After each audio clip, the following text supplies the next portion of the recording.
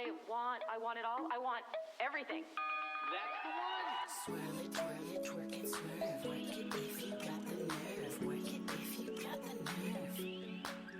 Swirl it, twirl it, twerk it, swerve. Work it if you got the nerve. Work it if you've got the nerve.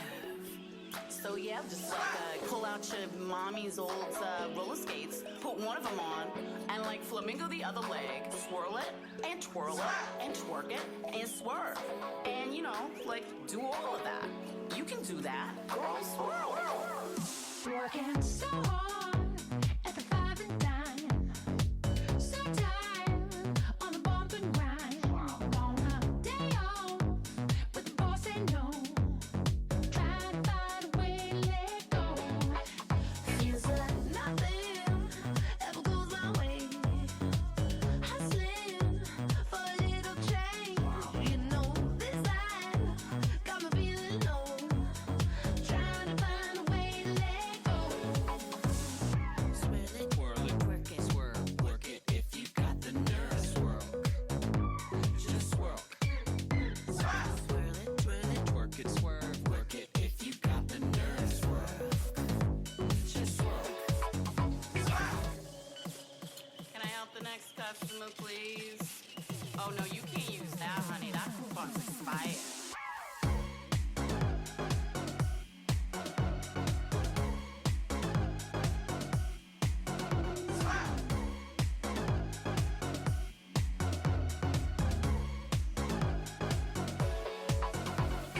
Swirl it, twirl it, twerk it, swerve. Work it if you got the nerve. Swirl. Just swirl. Swirl it, twirl it, twerk it, swerve. Work it if you got the nerve. Swirl. Just swirl. You know that you're always on my mind, and you got me working overtime. Sorry, not sorry, but it's time to close. There's a place where we can let go. When we get down, you know that I'm down, 'cause love is in the air. So give me that beat, 'cause you and I need to feel it everywhere. When we get down, you know that I'm down, 'cause love is in the air. Love is in the air.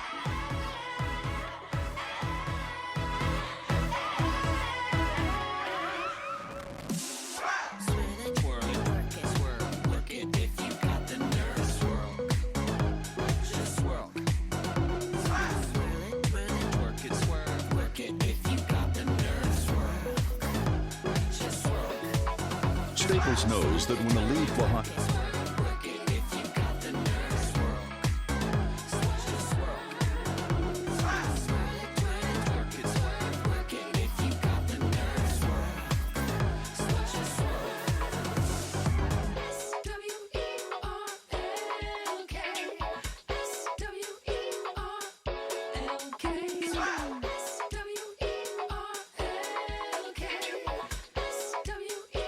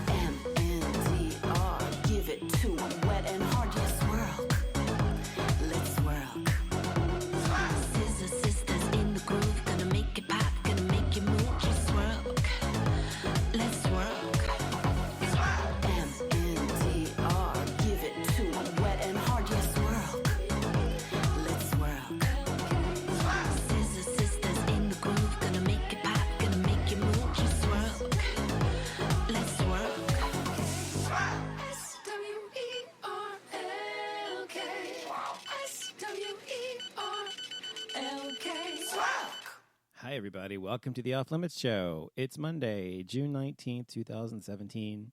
Thanks for listening. I appreciate it as always. That was Swirl by NDR and Scissor Sisters collaborating on that song. A new song, kind of a pride song, definitely.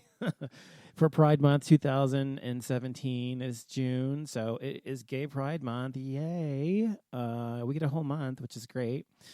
So I don't know what you're doing for Pride this year, but I hope that you are having some pride in yourself. If you are gay, if you are GLBTQI or A, which means ally, we appreciate your support.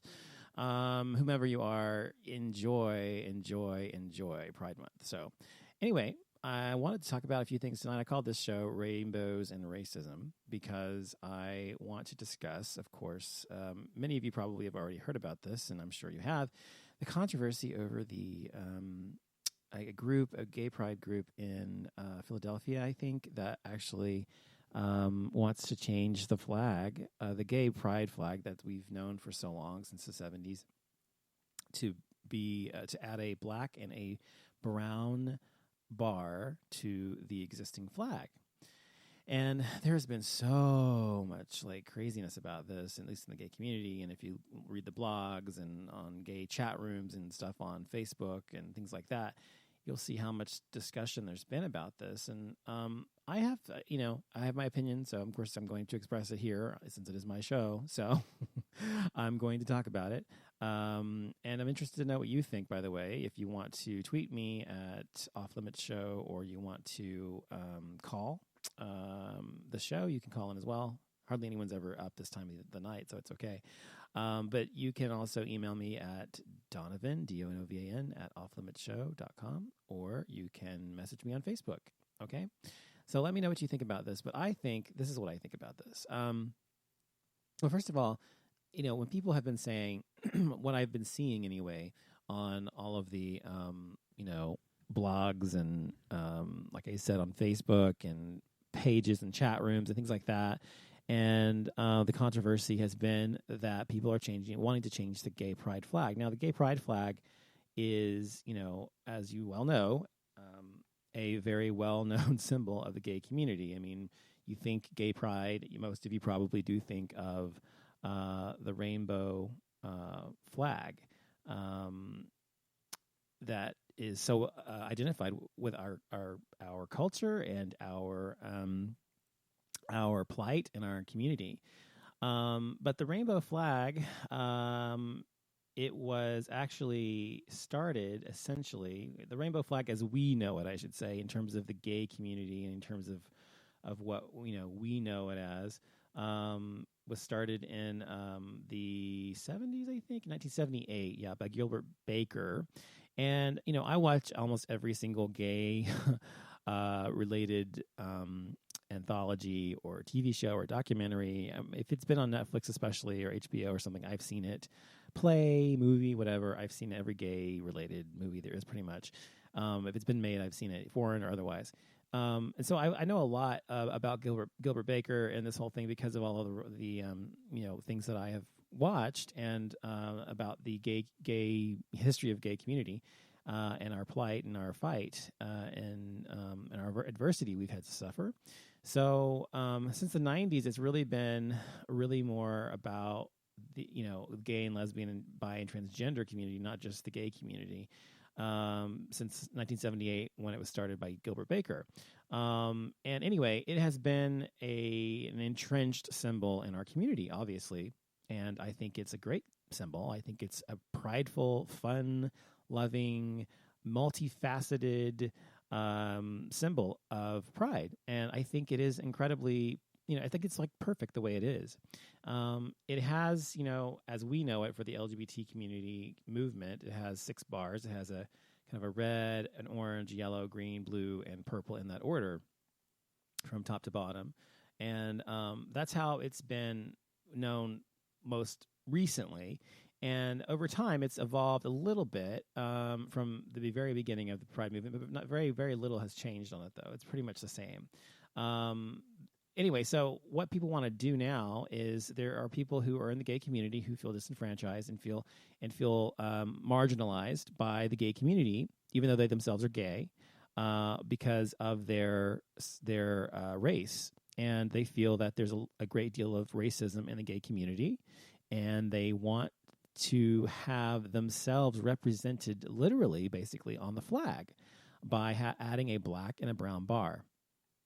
Now, this is the problem I have with this. First of all, as I said a moment ago, the rainbow flag is multifaceted. It is inherently multifaceted. It's 6 different bars of different colors, which means that expresses in its multicolored oeuvre multifacetism, meaning it's expressing the entire community, meaning our community is made up of many kinds of people. LGBTQIA. I mean, come on, LGBTQIA.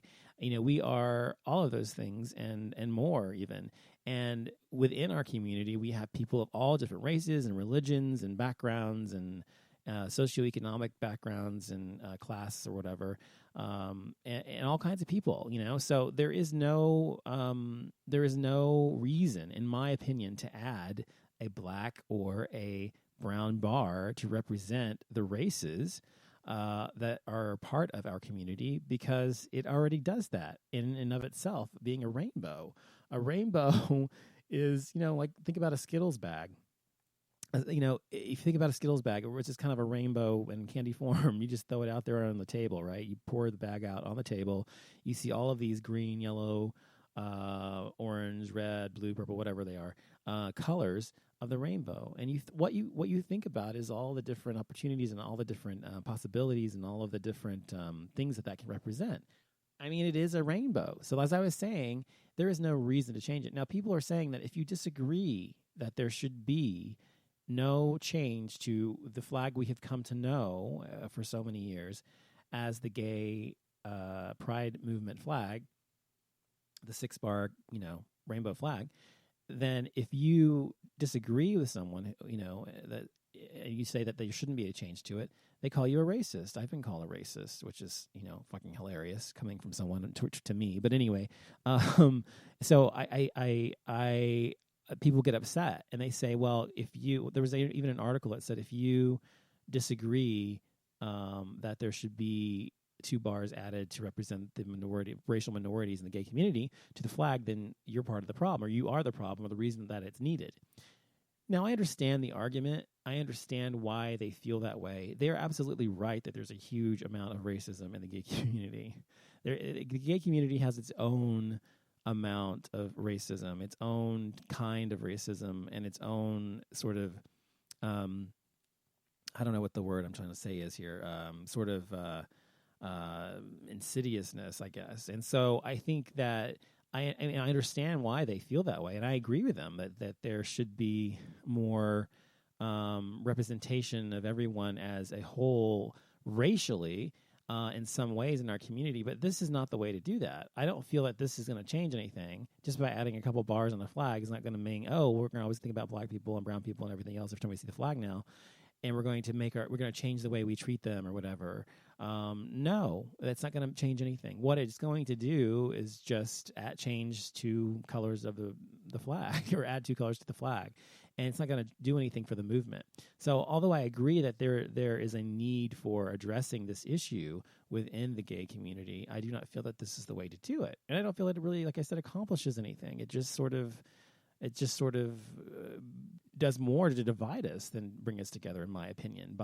And the other stupid thing about this argument, I mean, what I see is stupid about this, adding it to the flag, is I've even said this in some of my comments on Facebook and other pages and things like that. I said, well, it's just stupid if you want to be that literal about an icon or iconography, of a movement, then you should just add, not just the black and the brown, but add a black and the brown, but add a white bar for the white people. I mean, if you want to be that literal about it, because if you leave off the black and the brown and you leave off the white, then you're discriminating against white people. So, I mean, it's just, to me, if you're going to be equal, be equal. I mean, you're going to add the brown and the black bar, then add the white bar too. And we already have red and yellow and everything else in between, so we don't really need anything else. But So it's just stupid. It's also, it's like saying, oh, well, the United States of America is a racially diverse country, so let's just change our flag to literally represent all the races in our country so that we know we support different races. And we all know that that's not going to happen. And that's a stupid argument. And to me, this is exactly the same. So I think it's a stupid idea. I mean, I think if they want to regionally, one center, like in Philadelphia, like a resource or gay resource center or whatever, wants to have a flag that represents themselves and their organization, fine. But I don't feel that the argument to change it across the board, as a national or international icon of the gay community makes any sense to me. So that's what I feel about it. I don't know how you guys feel about it, but I think it's ludicrous and stupid. And I think that yes, as I said, there is an issue in the gay community with racism, but this is not how you change it. So, moving on from that, it is Gay Pride Month, and so I definitely want you to go out. As I said, I think in the last show, I was either here, Gay XYZ show that I do with Jason. Go out and actually do something for Gay Pride. Do something, whether you're a friend or an ally, or I should say, of a gay, lesbian, bi, transgender, questioning, intersex person, whatever the case may be. Do something to show your pride, whether it's to donate or whether it's to go online and and see how you can help and volunteer or whatever, and do something to help people. And even if it's not the gay community, and you don't have to do it every day of your life, but maybe in June every year you make an effort to do something for the gay community, even if it's once a year. It's writing a check, like I said, or going to volunteer, or going to a gay pride parade, whatever.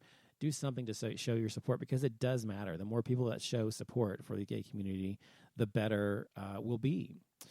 And speaking of all of that, of course, I live in Texas, and in Texas, it is the fucking most back-assward state in the fucking country, or maybe the world. Not really, but I mean, there are actually worse places than Texas.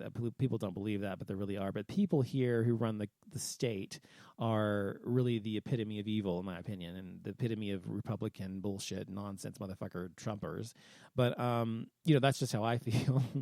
And so Greg Abbott, who is our most ridiculous, stupid, asinine, asshole, bigoted, back-assward, conservative governor in Texas, actually has allowed a law, or has signed a law into law, that he passed a law that would allow adoption agencies to, public adoption agencies or private adoption agencies to discriminate against gay people whenever they want to adopt. So if they decide that you are gay or lesbian, and if you are non-Christian, it says non-Christian as well. I mean, that, which also precludes Jewish people or Muslims or anybody else, which I'm sure is the point for the Muslim part. They now will not be able to do anything about it. They can preclude these people from actually adopting in Texas. Now, this, of course, doesn't hurt anyone but children. I mean, there are so many children in this state, in this country, but this state, as big as it is, and as much poverty as we have here, which you don't really hear a lot about. There is a lot of poverty here. It's not as poor as it is in Mississippi or Alabama or what's the other state in the middle there? Or places like that. There's there's places like that are really, really poor, a lot of poor people. But Texas isn't that poor, but it's got a lot of poor people because of people on welfare or whatever. Anyway, my point is that people often give up their children because they can't afford them, or they had them out of wedlock, or they don't want them, or whatever the case may be. And they go into the system, the foster care system, or to, public, it's not called an orphanage anymore, but public homes or whatever. And so as a result of that, we have this huge swell of kids who need homes. Now, I was going to actually have a kid through surrogacy with my husband a while back, but my husband's since decided he doesn't really want kids, which, I do. I did and I do, but he has decided he doesn't really want them. So I want to have kids. And so since surrogacy is probably not going to ever happen because I don't have anyone to be my surrogate, and I can't afford to pay $300,000 to go through all the IVF rounds and all of the other stuff it costs to have a surrogate and then an egg donor and everything else and the doctors and the lawyers. I can't afford to do that. I mean, it's $300,000 basically. And that's if it works after a couple times. So I don't want to do that for that reason. If I were a millionaire, billionaire, whatever, I would do that, no problem. It seems like there's so many of those on TV and reality TV, like Jeff Lewis and what's his name? What's his name? NSYNC guy, Lance Bass, I think he's having a kid or something. And then that interior design dude for the Oprah used to always see Nate Berkus, and his partner, and a lot of gay people. Neil Patrick Harris, his partner, David Burkta. A lot of people are doing that, and more power to them. But all these people are very wealthy and have the resources and the means to do that. Now, I'm not, so I can't. Therefore, adoption was going to be my next option, and I was waiting and waiting. And actually, reason I waited is to get my house finished because I, as you know, am an architect, interior designer, and a real estate broker. I do all of those things, and I have for many years. And I do these things because I love them. But because I am those things, my home is, and also I'm perfectionistic. It takes me a long time to do these things. I've been working on my house for many years. I've owned my house for, what year is this? 2000, so 12 years now. And I just started doing major renovations to it a few years ago. My point is I'm not done, and I won't be done probably for another year and a half or so because I'm doing major renovations to it and adding on a lot. And I should tell you about my shower and everything we're doing. But anyway, we'll get to that in a minute. But anyway, so because of all this stuff, I'm waiting till the house was done before we were to do that.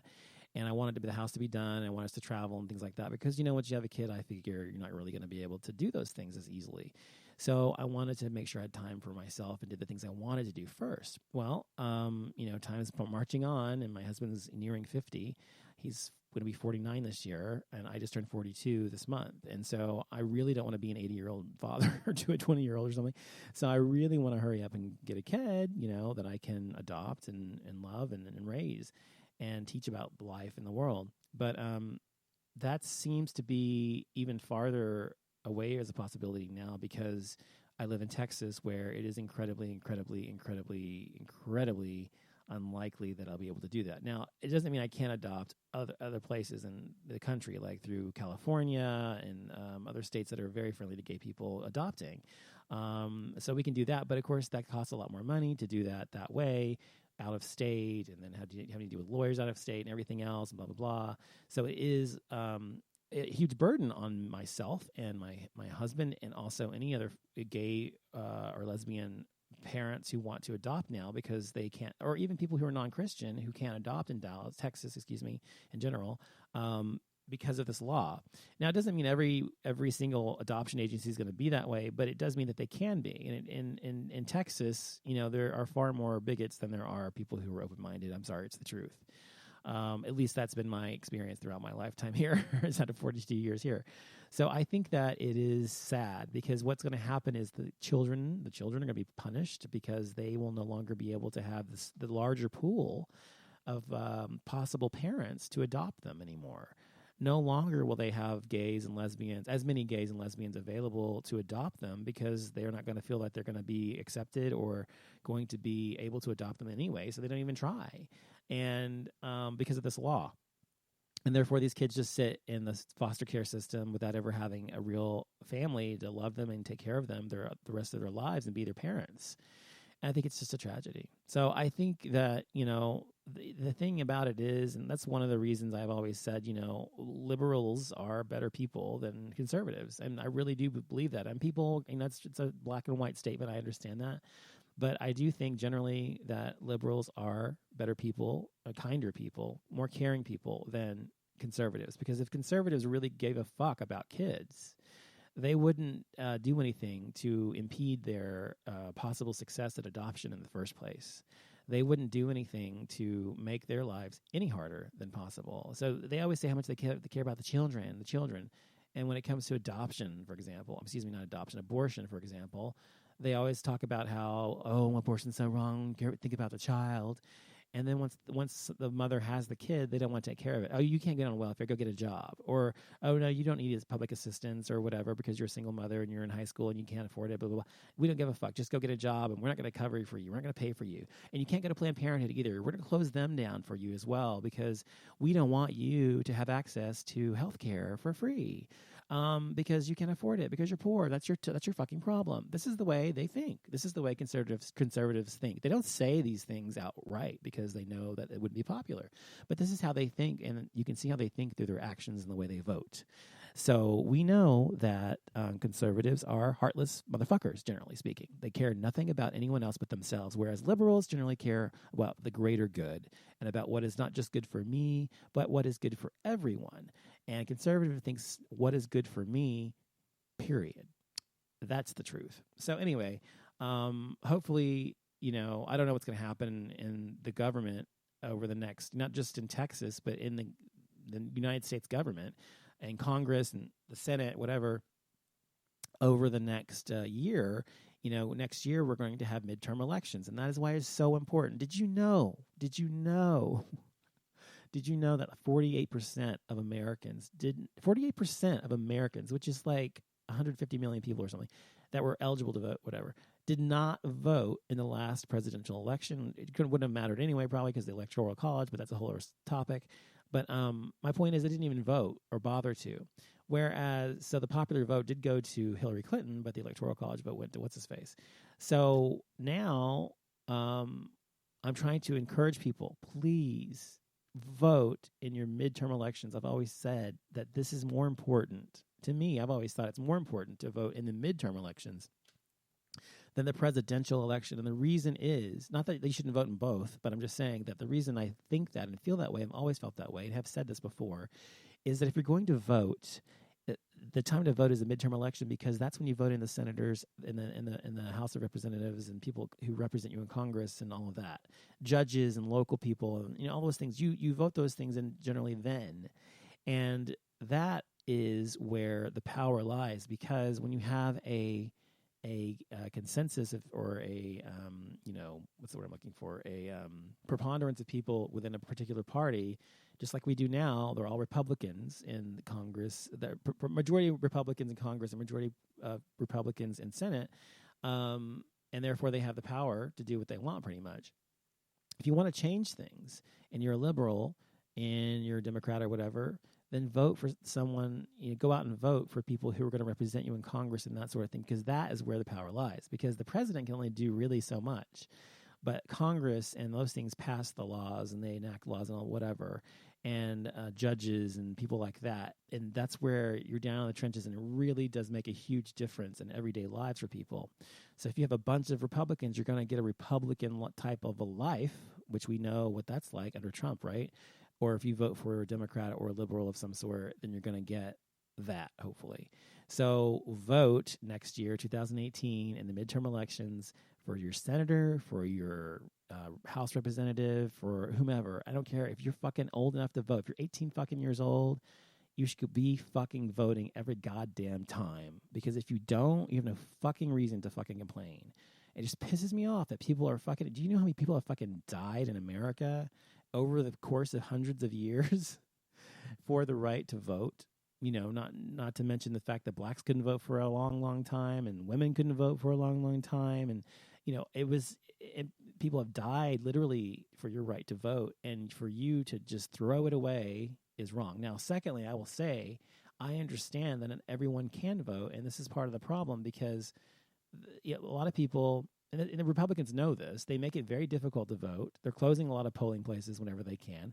They're closing post offices and registration places like that whenever they can, because they want to make it really difficult for poor people to vote, because they don't want poor people to win, because poor people generally don't vote Republican. Well, lately they have, because they're stupid, but the people who voted for Trump, are stupid. So I think that generally, though, they vote for policies that are going to make their lives better, which is usually what happens under a Democrat and a Republican.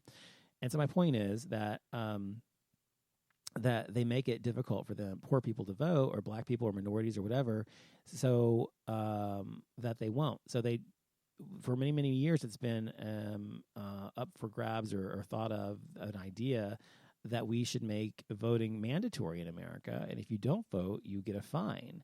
And that there would be a free holiday where you vote. So a voting day every year, or every time you vote or whatever, so that everyone can get off of work and vote. The problem is now it's always on a weekday. Well, it's on Saturdays too, I think. But it's almost always on a weekday. And it's really hard for people to get off on the weekdays, especially during the polling hours, to go and vote. They have to work, and then they have to pick up their kids, and they have to make dinner, whatever the thing is. It's really hard, and they don't have a babysitter or something like that. And so it's one reason people don't vote, because they don't have the opportunity to. They don't have the time. They don't have the money, whatever, to be able to have that luxury. And so I understand that is also part of the issue, but it is still incumbent upon you, if you have any way of voting, to do so. So vote and stop fucking complaining about shit if you don't. Then I wanted to talk about, that's really all I want to talk about the gay stuff today, I guess. But I wanted to tell you about a couple of shows I've been watching. And before I do that, though, I want to tell you about this guy. It's a straight guy who just won $17.4 million in a homophobic discrimination lawsuit. And his name is James Pearl, and he was a sanitation worker in L.A., and he was awarded the sum because he was accused of being gay and taunted and all these things, harassed for being gay or whatever, for many years during this time. Now, he's married and has been, and has never said he was gay, but people assumed he was or said he was or whatever, and taunted him with these epithets. And so he sued the city, and he won.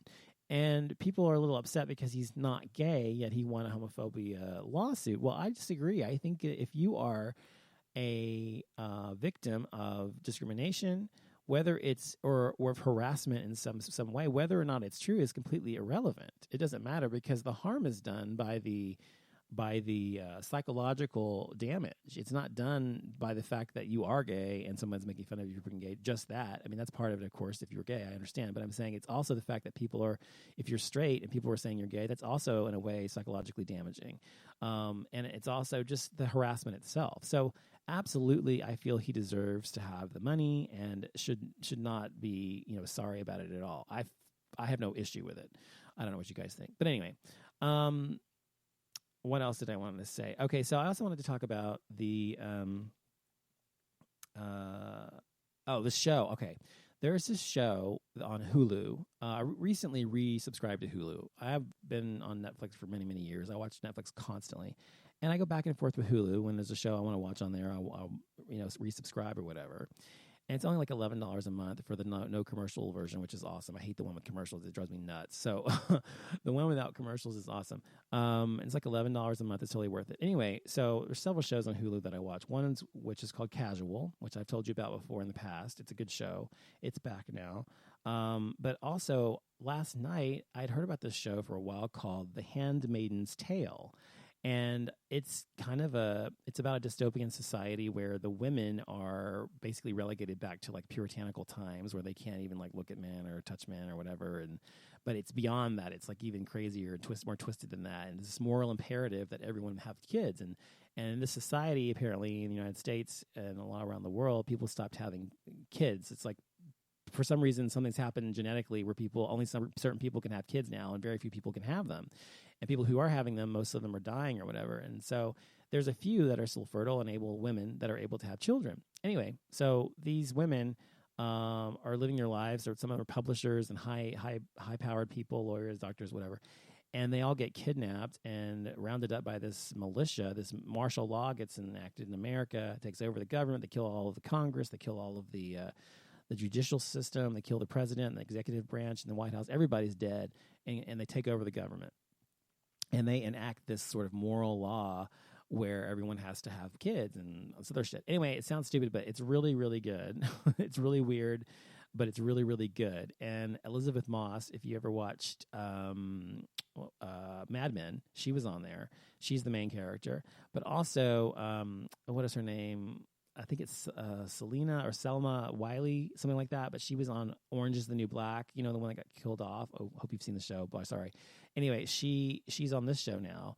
Love her to death. She's awesome. She's the main character as well. And also that woman from, if anyone watches The Leftovers, or ever seen The Leftovers, a show on Showtime. I think it was Showtime or was it HBO? I can't remember. HBO. She was the one that goes Kelvin. She always called him Kelvin, whatever, on that show. Well, she's on there as well. The woman from Chuck, if you ever watched the show Chuck, that show on NBC from years ago, that was the female spy he was in love with. She's on there, main character. There's and Joseph Fiennes is on there as a main character. There's tons of really well-known actors and actresses on the show. and it's really, really riveting. I watched the first episode thinking at midnight last night I was going to watch the first one episode. I watched 6 episodes. I was up for 6 hours watching 6 episodes, and I have 3 left to catch up. So this is the first season of the show. So if you're into that kind of stuff, if you're into stuff like Lost or like The Leftovers or things like that, those kind of shows, then I think you would like this show. So check it out if you haven't seen it yet. Anyway, but speaking of Orange is the New Black, by the way, I don't know how many of you watch that show, but this show, if you haven't seen it, the season starts out pretty slowly, but it does pick up towards the middle and gets a lot better towards the end. So just hang in there, it gets better.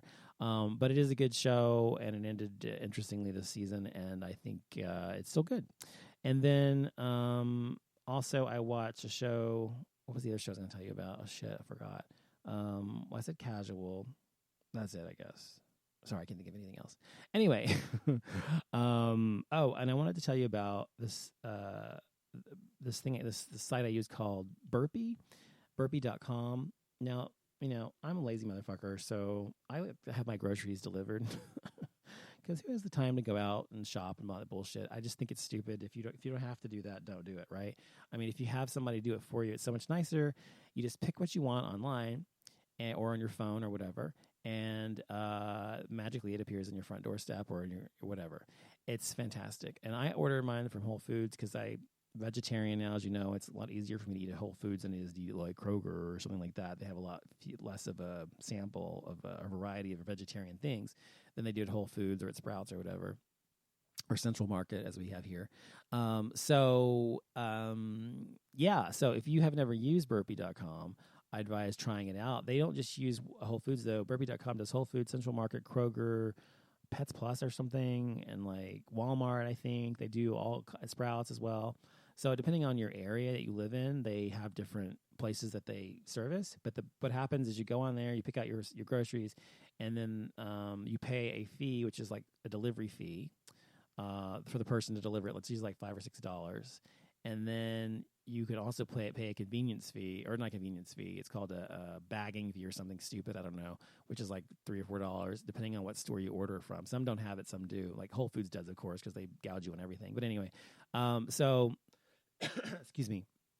So anyway, if you're someone who just doesn't have time to shop for your own groceries, or you're lazy like me and you don't want to, or you just don't like to do it, it's a great thing, a great service. I would check it out. And another service that I use today, though, I've been using burpee.com, but I've been having issues because I order eggs like every week or whatever, and I order organic, pasture-raised eggs and by Vital Farms. That's who I order from. They're from Austin.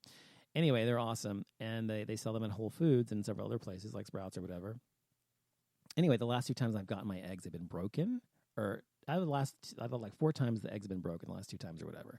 And the last time I got my stuff, I literally was here and they delivered it, and they just rang the doorbell, and I went there. They'd already left, and my food was all melted. I ordered like all these vegetarian frozen meals.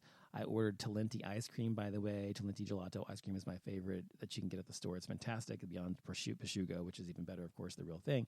But and it was melted, completely melted. And she had like 2 little puny little things of ice in there at the bottom in a paper bag from Whole Foods, which of course melted through it. It didn't keep anything cold. So apparently she had shopped for my stuff hours previously and then brought it over hours later instead of just shopping it and bringing it directly to you, which is what they're supposed to do, which they've always done. So you can have issues with the shopper you get, but the shopper that I got, the first 2 shoppers I got were great. The last 2 were horrible. So I this time went to what's the name of this app? It's called, well, I have it open, but what the fuck's it called? Hold on. Oh, it's called Instacart, and it's an app you can download on your iPhone or iOS or whatever, and it is the same thing, but it has more of a selection. I think they may be part of Whole Foods or something. I partner with them in a different way, but they have Whole Foods, Kroger, Tom Thumb, Petco, and Central Market, at least in my neighborhood here, for selection. And I had a great experience with them. They delivered mine today. Everything was neatly packed. They tell you on this one, on your app, instantly while they're shopping, if anything's out, do you want them to replace it with something, or do you want to just get a refund on that item? And they'll refund you that money, instead of charging you for it. Also, you can talk to them. Like today, I needed to get something extra added to my shopping that I forgot to tell her. So while she was shopping, I asked her to add that to the list. She did. She got it and added it to my bill. So it's awesome. I love it. It's fantastic. And so I highly recommend this new one specifically, which is called Instacart. But Burpee's pretty good too. Okay, so that's pretty much it, I think. One more thing before I go, I will say that I am still working on my book diligently, for those of you who give a fuck. Working on my book and trying to get that done. I've had more time lately since I finished my master's degree, and I'm trying to get the summer, trying to finish this one of my fucking books, at least. One of my 2 or 3 books I'm trying to write. I'm trying to finish the memoir first, but I really want my memoir to be like a masterpiece and be fucking amazing and not be just something I rushed together. So that's why it's taking me so many years to work on it. But if it's not that book, it'll be my book, which will be called Iconoclast. For those of you who are old listeners will know that I went by that handle Iconoclast, Texas, when I first started doing my show on BTR radio and then on Spreaker, of course. So that's where it comes from, but also it represents me and my personality. If you don't know what an iconoclast is, you can look it up. Anyway, so I'm working on that. So once I get that done, one book or the other, I'm going to have a fucking party. I'm going to have a book release party, and you're all invited, like I said. So I will let you know as that progresses. I'm trying really hard to get that done. So beyond that, I wanted to say thank you for listening to the Off Limits Show. And I wanted to say I appreciate you listening wherever you listen from. And remember, I am broadcast on iHeartRadio, on iTunes, of course. You can also find me on Spreaker.com and also on, of course, the website, offlimitsshow.com.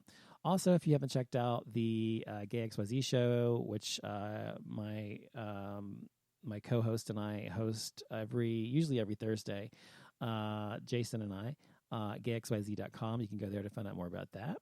And it's also on Spreaker. So thanks for listening to the show. I'll be back next week or next time. I don't know when on the show, but I'll be back soon. I appreciate you listening, and you all have a very gay day. Thank you. Bye.